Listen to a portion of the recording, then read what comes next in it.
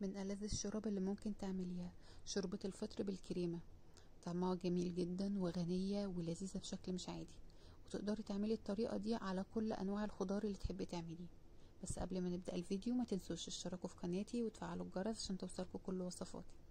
في طاسة أو حلة هنزل بمعلقة من الزبدة وعليها شوية من الزيت على النار كلهم.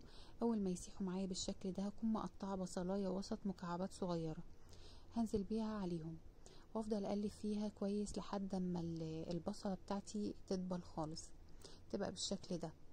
اول ما يدبل معايا كده هكون هرسه معلقه من الثوم هنزل بيها عليهم، وافضل اقلب لحد ما اشم ريحه الثوم. اول ما اشم ريحته هنزل عليها بالمشروم بتاعي.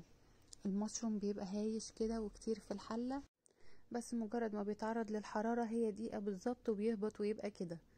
في الخطوة دي هحط عليه معلقة ونص من الدقيق. انا استخدمت حوالي 200 جرام من المشروم، حطيت عليهم معلقة ونص من الدقيق. قلب الدقيق لحد ما يختفي معايا تماما، وهجهز كوباية من الشوربة، كوباية ونص. انا استخدمت كوباية ونص مية سخنة وحطيت عليهم مكعب مرقة. تقدري تستخدمي شوربة عادي لو عندك. هحطهم على النار ويتقلبوا كلهم كويس. اول ما يبدأ ياخد غلوة كده هاخد بقى من الخليط ده كوبايه. الخطوه دي اختياري، يعني انا بعملها لما بيكون مزاجي رايق الصراحه. باخد منه كبشتين كده وبهرسهم بالهاند بلندر عشان اخلي طعم المشروم او الخضار اللي انا بعمله يبقى طعمه غني في الشوربه كده وطعمه باين فيها.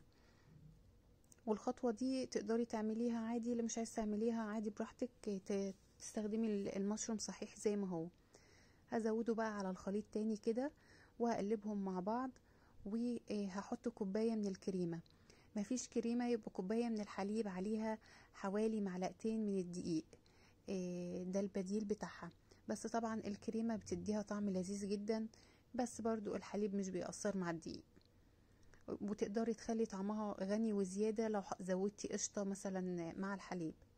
هقلبها شوية على النار، وبعد كده هحط عليها حوالي معلقتين كبار من البقدونس او الكزبرة، اي نوع ورقيات خضراء عندك بتديها طعم جميل ونكهة حلوة قوي. وبس كده. انا استخدمت عليها من التوابل فلفل وشوية من الزعتر. طبعا ما حطيتش ملح عشان المرقة بيبقى طعمها مملح. لو استخدمتي شوربة عادية تقدري تحطي الملح. الشوربة بقت جاهزة وطعمها لذيذ جدا. جربوا طريقتي بجد هتعجبكم ان شاء الله، انا متأكدة. وما تنسوش تقولوا لي رأيكم في الوصفة وتحطوا لي لايك وبس خلاص.